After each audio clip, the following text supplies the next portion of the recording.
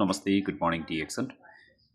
DXN नेपालले अहिले केही समयदेखिबाट अनलाइन रेजिस्ट्रेसन प्रोसेस पनि ल्याएको छ। हजुरहरू सबैलाई सर्वविदितै छ र यसलाई कसरी हामीले चाहिँ आइडी बनाउन सक्छौँ, हामी यात्राको क्रममा हुन सक्ला अथवा घरमै बसेर हैन कसरी रेजिस्ट्रेसन गर्न सक्छौँ भन्ने विषयमा म तपाईलाई जानकारी गराउन गइरहेको छु।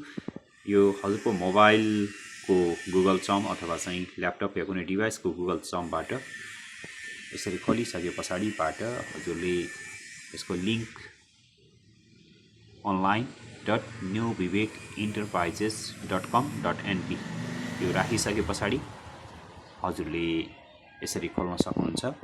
डिएक्सन नेपालको यो पेज आउँछ र यहाँ गएपछि हजुरले दायाँपट्टि हेरेको छ यहाँ रजिस्टर भन्ने छ। रजिस्टरमा गएर यसलाई चाहिँ हजुरले खोलिसकेपछि बिकम अ डिस्ट्रिब्युटर अनि क्रिएट प्रोफाइल, अपलोड, रिभ्यू अनि भेरिफाइड अनि त्यसपछि कम्प्लिट भन्ने चाहिँ 5 वटा चाहिँ यसको अप्सनहरू रहेको छ।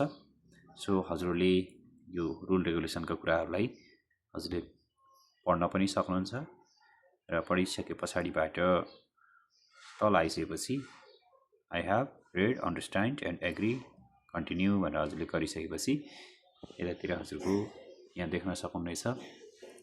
यहाँ आइसकेपछि हजुरले चाहिँ कन्ट्री नेपाल भइहाल्यो। जहाँ जहाँ यो रातो यस्तो चिन्ह आएको हुन्छ हैन स्टार, यसमा हजुरले फिलअप गर्नुपर्ने र यसलाई डाउन गर्दै सकेपछि उदाहरणको लागि चाहिँ इन्ट्रो अक्षर कोड भन्छ, त्यहाँ नेपाल नै भइहाल्यो। कन्ट्री नेपालबाट रेजिस्ट्रेसन गर्ने भएको कारणले इन्टर कोड स्पोन्सरको कोड हजुरले मानिलियौँ कसैको राख्नुभयो, यहाँ मैले राख्दैछु 011291116 मैले यो राखिसकेपछि मेरो यतातिर आएर नवराज बन्जाडे भन्ने यहाँ देखायो हैन।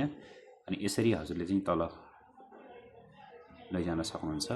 अनि tick here if you don't have intro अक्षर कोड हैन। यदि इन्ट्रो अक्षर कोड छैन भने यो डाइरेक्टली कम्पनीको अन्डरमा यो रेजिस्ट्रेसन हुन्छ।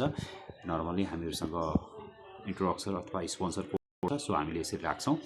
त्यस पछाडिबाट आयो फर्स्ट नेम। अब फर इक्जाम्पल कसको नाम राख्दै हुनुहुन्छ, उदाहरणको लागि चाहिँ मैले यहाँ आरोग्य भनेर नाम राखेँ।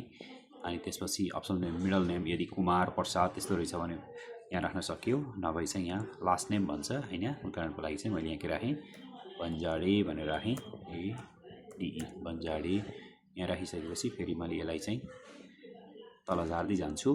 अनि यहाँ चाहिँ सिटिजनसिप नम्बर भन्छ हैन। उदाहरणको लागि 1 2 3 4 5 6 जे चाहिँ नागरिकता नम्बर छ त्यो हामीले राख्छौँ। त्यसपछि यहाँ डेट अफ बर्थ भन्ने छ। डेट अफ बर्थमा अब यहाँ कति सालको, कति महिना, कति गते हामीले भर्न सक्यौँ हैन।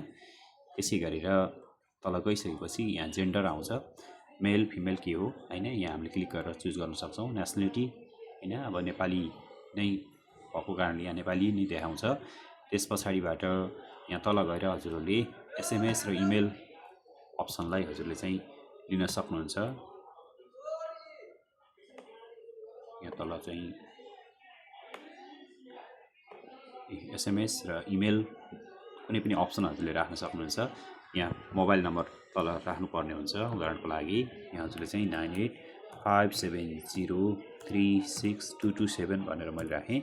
यो एकपटक रेजिस्टर्ड गरिएको यो नम्बरमा छ भने यसरी चाहिँ mobile number already in use please provide another mobile number भनेर भन्छ। यो रेजिस्टर गरिएको छ भन्ने कुरा चाहिँ जानकारी हुन्छ। यदि हजुरले चाहिँ राख्नु भएको छैन भने यसरी हजुरको देखिन सक्छ 984710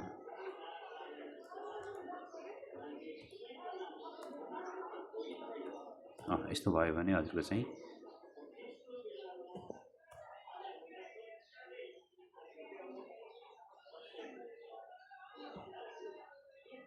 okay mobile number is available भन्यो। यहाँ चाहिँ यो यदि रेजिस्टर्ड नगरिएको नम्बर छ भने यहाँ चाहिँ यसरी देखाउँछ। यता चाहिँ हजुरले इमेल राख्न सक्नुहुन्छ। त्यसपछिबाट प्रिफर्ड ल्याङ्ग्वेज इङ्ग्लिस नै भइहाल्यो। पासवर्ड यो चाहिँ हजुरको जुन इओडको पासवर्ड छ स्पोन्सरको उहाँले यहाँ राख्नुपर्ने हुन्छ। उदाहरणको लागि चाहिँ म यहाँ राख्दैछु, यो राखेँ। अनि यहाँ कन्फर्म गर्न लाउँछ, सेम हाल्न लाउँछ। त्यसपछिबाट बेनिफिसियरी स्पोन्स डिफरेन्सको लागि चाहिँ हामीले यहाँ भर्न सक्छौँ, जसलाई हकवाला हामीले राख्न चाहने हो हैन। त्यसपछि गएर तल एड्रेस राम्रोसँग भर्नुपर्छ। अनि यहाँ आइसिआइसी स्टेट राख्न लगाउँछ होइन, state 1, state 2, state 3, state 4, state 5 अथवा लुम्बिनी, कोशी, कर्णाली कुन प्रदेशको हो, सिटी, टाउन र पोस्ट कोड राखेपछि यहाँ कन्टिन्यू गर्न सकिन्छ। र अर्को पेजमा गइसकेपछि हजुरको चाहिँ अपलोड गर्न लगाउँछ, नागरिकताको फोटोकपी अनि पासपोर्ट साइजको फोटो अपलोड गर्न लगाउन सक्छ। त्यस पछाडि चाहिँ हजुरले कन्फर्म गरिसकेपछि हजुरको चाहिँ आइडी बन्छ। त्यही आइडीमा पर्चेज गर्न सक्नुहुन्छ र त्यो आइडी चाहिँ अहिले तत्कालको लागि तुरुन्तै देखिँदैन, यो 3-4 दिनपछि इवर्डमा देखिन्छ। तर प्रोडक्ट पर्चेज गर्नलाई र कोही पनि व्यक्तिलाई तुरुन्तै रजिस्ट्रेट गर्नको लागि चाहिँ यो अनलाइन रजिस्ट्रेसन सजिलो रहेको हजुरहरू सबैलाई जानकारी गराउन चाहन्छु। कुनै कन्फ्युजन भएमा हजुरले बुझ्न सक्नुहुनेछ। धन्यवाद।